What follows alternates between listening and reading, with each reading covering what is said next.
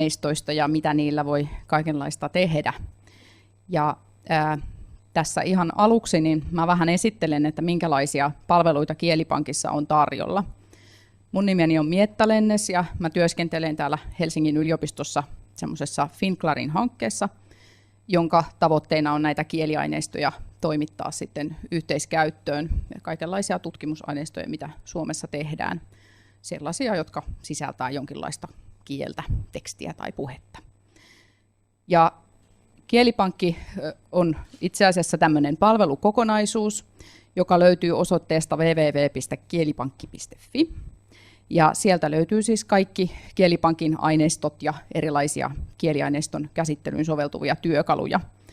Ja myöskin erilaisia tukipalveluita, mitä sitten voi kieliaineiston tutkija tarvita.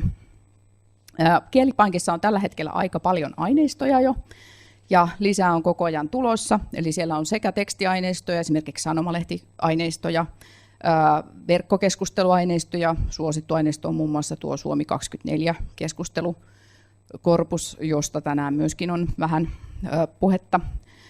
Sitten on puheaineistoja, erilaisia murre- ja arkikielen aineistoja, ja mahdollisesti tulossa on sitten myöskin tämmöisiä TV-radio-ohjelmia, ja meillä on myöskin tulossa eduskunnan täysistuntokeskusteluja, muun muassa niitä videoita Kielipankin kautta saataville. Ja lisäksi on monikielisiä aineistoja ja oppijan kielen aineistoja ja myös löytyy viittomakieltä. Tällä hetkellä noin yhteensä 15 miljardia sanetta erilaisia kielimateriaaleja. Suomi kuuluu tämmöiseen eurooppalaiseen Clarin ERIC-nimiseen tutkimusinfrastruktuurikonsortioon. Ja tämän Clarin ERICin tavoitteena on sitten, että myöskin Euroopan laajuisesti ja jopa maailmanlaajuisesti sitten tutkijat pääsisivät näitä samoja aineistoja käyttämään ja kenenkään vaivalla kerätty kieliaineisto ei sitten jäisi johonkin pöytälaatikkoon pölyttymään, vaan siihen sitten voitaisiin tarjota pääsy muillekin. Ja Finclarin on sitten tämmöinen kansallinen konsortio Suomessa, johon kuuluu yliopistoja ja tutkimusorganisaatioita, ja Suomea sitten edustaa tämä Finclarin siellä eurooppalaisessa Clarin ERICissä, ja Finclarinia koordinoidaan Helsingin yliopistosta, ja mukana on myöskin CSC, joka sitten toimittaa näitä teknisiä palveluita meille, ja sitten tietenkin näitä muita yliopistoja on paljon tässä konsortiossa mukana. Kielipankkiin on tervetulleita ihan kaikkien alojen tutkijat. Monet aineistot on käytettävissä myös ihan ilman kirjautumista julkisesti, eli kuka tahansa periaatteessa voi niitä käydä kokeilemassa, ja Finclarin tarjoaa myöskin sitten tukea ja apua, jos tutkija haluaa itse julkaista keräämänsä kieliaineiston. Kielipankin yksi tämmöinen tärkeimpiä palveluita on erilaiset hakukäyttöliittymät, ja tämmöinen Corp-niminen hakuliittymä on verkossa ihan avoimesti näkyvillä, ja sieltä voi käydä valitsemassa erilaisia korpuksia. Voi esimerkiksi katsoa tästä Suomi 24 verkkokeskusteluaineistosta, kuinka siellä käytetään tiettyjä ilmauksia. Monella on varmaan tuttu tämä Tuomas Kyrön Mielensä pahoittaja -kirjasarja. Me voidaan esimerkiksi tehdä haku tuolta Suomi 24-korpuksesta ja etsiä sieltä tätä ilmausta "mieleni pahoitin", kuinka paljon ihmiset on sitä käyttäneet siellä nettikeskusteluissa. Ja niitä osumia löytyy sieltä sitten huomattava määrä, kun tämän haun tekee. Ja siinä näkyy sitten tässä hakutuloksessa aina se ilmaus keskellä ja sitten edeltävä ja seuraava konteksti, eli minkälaisessa yhteydessä se on esiintynyt. Ja sitten voidaan katsoa myöskin tilastoja siitä ilmauksesta. Voidaan katsoa tämmöinen trendidiagrammi, joka kertoo sitten, että kuinka paljon suhteessa tiettynä aikana on ollut esiintymiä tästä tietystä ilmauksesta. Eli kun Mielensä pahoittaja-kirjat alkoivat ilmestyä tuolla 2010 vuoden jälkeen, niin sitten on niin kuin alkanut tulla näitä Mielensä pahoitin esiintymiä myöskin tuolla keskusteluissa. Toinen vaihtoehto on esimerkiksi katsoa tämmöisiä sanakuvia, joissa näkyy, että minkälaisia yhteyksiä tietyllä sanalla tyypillisesti on. Jos esimerkiksi etsitään täältä keskusteluaineistosta sanaa nainen kaikissa eri muodoissaan, sitten voidaan kytkeä päälle tämä sanakuva-toiminto, ja sitten nähdään näitä erilaisia nainen-sanan etumääritteitä ja jälkimääritteitä ja minkälaisten verbien kanssa sana nainen esiintyy. Vastaavasti voidaan myös katsoa mies sanan esiintymiä ja vertailla, että minkälaisessa yhteydessä ne esiintyvät. Esimerkiksi tästä nyt nähdään, että keskusteluissa naiset ovat nuoria, kauniita, suomalaisia, lihavia, rumia ja niin poispäin. Ja naisia usein lähestytään, tavataan, isketään, alistetaan, viehätetään ja näin poispäin. Ja miehillä on sitten vähän erilaisia näitä etumääritteitä ja verbejä, joiden kanssa sana mies esiintyy näissä keskusteluaineistoissa. Ja sitten voidaan luonnollisesti myös verrata tätä sanomalehtiaineistoon. Valitaan vaikkapa vähän tuoreempia sanomalehtiä ja siellä sitten puolestaan huomataan, että sana nainen on usein käytetään etumääritteiden nuori, vapaa, hoikka, naisellinen, kiva, aikuinen kanssa. Ja sitten taas nämä verbit liittyvät aika paljon erilaisiin onnettomuuksiin ja rikoksiin, niin myös ikävä kyllä miesten kohdalla. Eli miehiä usein pidätetään, tuomitaan, vangitaan, etsitään ja näin poispäin. Eli sanomalehtikielessä sitten nämä sanat ovat vähän erilaisissa merkityksissä tämän kontekstin perusteella. Eli tällä tavalla voidaan vertailla käyttöyhteyksiä.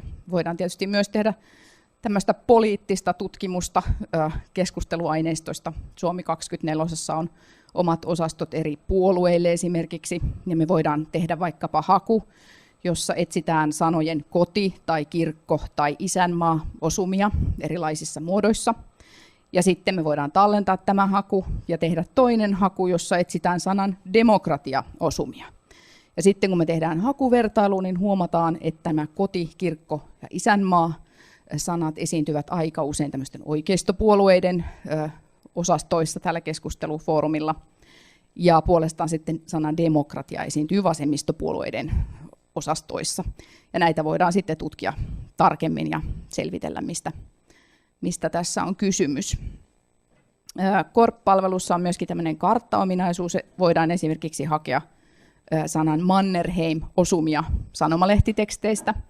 Tässä valitaan esimerkiksi 20- ja 70-lukujen väliltä sanomalehtitekstiä ja etsitään Mannerheimeja sitten erilaisina osumina.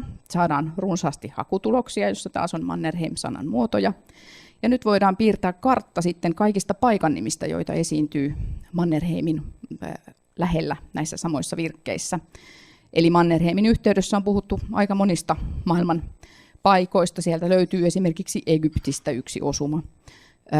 Ja sitten voidaan katsoa tarkemmin jotakin tiettyä osumaa. Tässä on esimerkiksi Moskova-sanan mainintoja Mannerheimin yhteydessä. Ja katsotaan, missä yhteyksissä sitten Moskova on esiintynyt Mannerheimin kanssa samassa virkkeessä. Voidaan tutkia myöskin käännösvastineita, esimerkiksi sanan tonight-käännöksiä suomeksi, koska täällä on tarjolla erilaisia tämmöisiä käännöskorpuksia. Voidaan tutkia myöskin puheaineistoja, joissa on sitten mukana ääntä tai videota.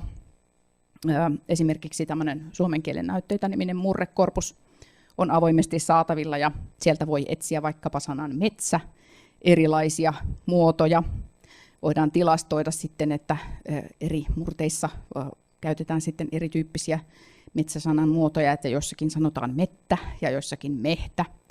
Ja me voidaan sitten täältä tilastonäkymästä päästä katsomaan tarkemmin, että minkälaisia esiintymiä eri murteissa on ollut. Ja mahdollisuus on myöskin sitten kuunnella näitä näytteitä, eli täältä hakuosuman yhteydestä voi sitten napsauttaa kuuntelupainiketta ja päästä kuuntelemaan sitä näytettä. Tutkija voi myös ladata sen näytteen itselleen ja tutkia vaikkapa tämmöisellä Elan-nimisellä ohjelmalla sitten tarkemmin ja kuunnella ja muokata sitten, jos se litterointi on vaikka vähän omasta mielestä jotenkin korjauksen tarpeessa. Kielipankilla on tämmöinen latauspalvelu, josta saa aika paljon aineistoja ladattua omalle koneelle, sikäli kun niiden käyttöoikeudet, lisenssit sen sallivat. Kielipankissa on siis paljon tämmöisiä ihan julkisia aineistoja, mutta joitakin aineistoja joudutaan rajoittamaan sen saatavuuden suhteen, esimerkiksi tekijänoikeuksien tai yksityisyyden suojan vuoksi. Ja niinpä jotkut aineistot edellyttää sitten kirjautumista ja joihinkin saattaa joutua sitten hakemaan erikseen henkilökohtaista käyttöoikeutta, mutta siis silloin niihin pääsee, kun on hyvä syy käyttää. Ja meillä on sitten tällainen sähköinen palvelu, jossa näitä käyttöoikeuksia voi hakea. Lisäksi löytyy hakemistopalveluita, joista voi sitten etsiä erilaisia tarpeisiinsa sopivia aineistoja. Sieltä löytyy aineiston kuvaukset ja ohjeet myöskin siihen, kuinka siihen aineistoon viitataan. Esimerkiksi Suomi 24-aineistoon viitattaisiin tällä tavalla, että jos haluaa sitten julkaisussa mainita, että sitä on käytetty. Ja tällä tavalla sitten saa se aineiston tuottajakin mainetta ja kunniaa. Kielipankilla on tarjolla erilaisia tukipalveluita, on koulutusta ja kursseja. Meillä on myöskin tietysti sitten uutiskirje ja ollaan Facebookissa ja Twitterissä ja pikkusen YouTubessakin, että sieltä voisitte käydä tutustumassa lisää. Eli toivotan kaikki tutkijat lämpimästi tervetulleeksi Kielipankin